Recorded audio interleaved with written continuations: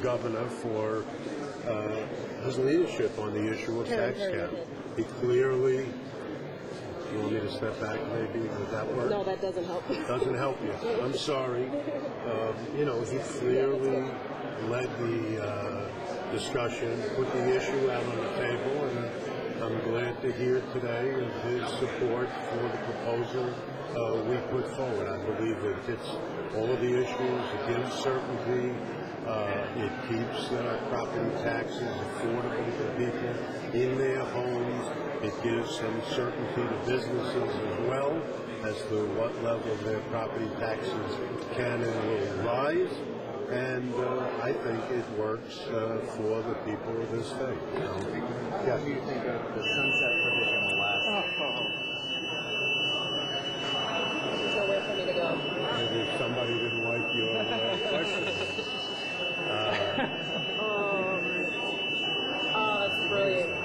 I think that's your signal to stop. My levels are up. Okay. Okay. I think in the ideal world we should probably have a 4 or 5 year look at it.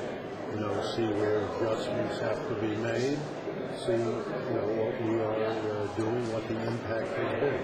We do that in a lot of legislation. We should be more acceptable. Would the legislation be taught with that sunset and the higher cap tied to rent regulation? Well, I think that's, significant in terms of the philosophies are the same. It's keeping people in their homes. If you own property, you pay property taxes. If you rent, you pay rent. And both of these are designed to give people an idea of where their costs are going and keep it affordable for them to continue to live in their home, continue to live in the state, continue to live in the city. And so it would be appropriate to do the same thing for both. Does this figure would you require, though?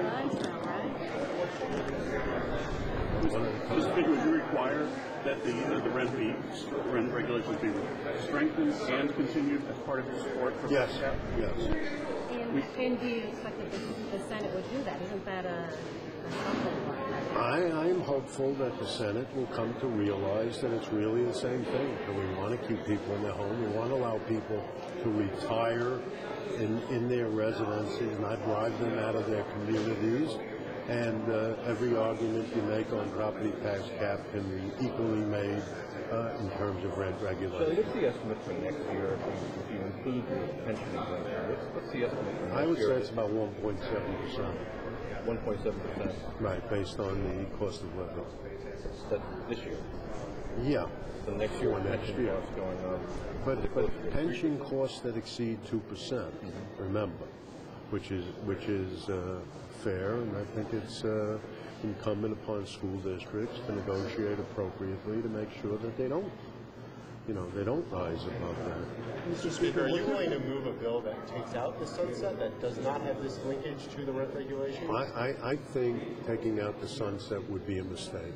We don't, we do hundreds of bills with sunsets because we're never sure we're doing the right thing, fixing it in terms of, exactness, and we always want the opportunity to review. Now, obviously, it's a lot harder to just review immediately or a year or two down the road.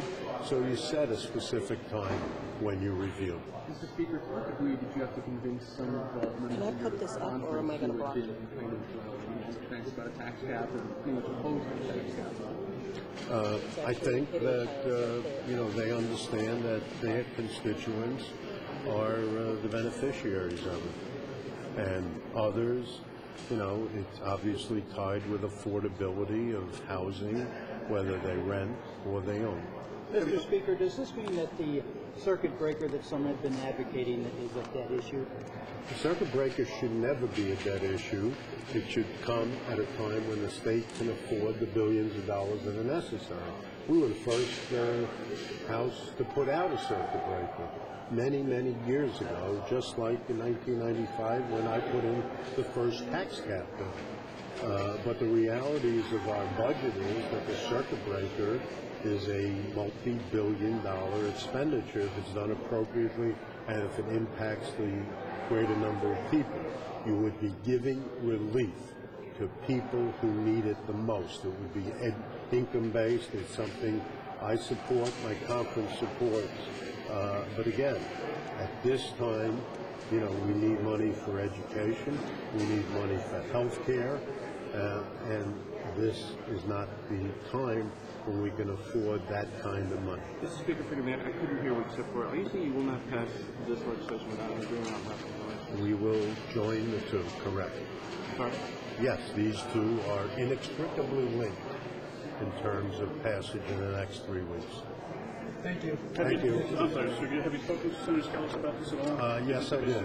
Yes, I did. And Senator Skelos, indicated to me that he thought it was a good bill. He didn't endorse it. He didn't, he didn't say this is the bill I'm doing, et cetera, et cetera. Shelley, will the $2,000 rent figure, or the threshold, I should say, does that have to be part of any rent law? I think we need a renewal and an expansion. I think we recognize in this particular bill we don't place an income limit on the people who get the benefits. There's no reason that if they happen to rent and not own, we should either place an income limit or amount that they pay in order to be part of the cap. Thank you. Thank you.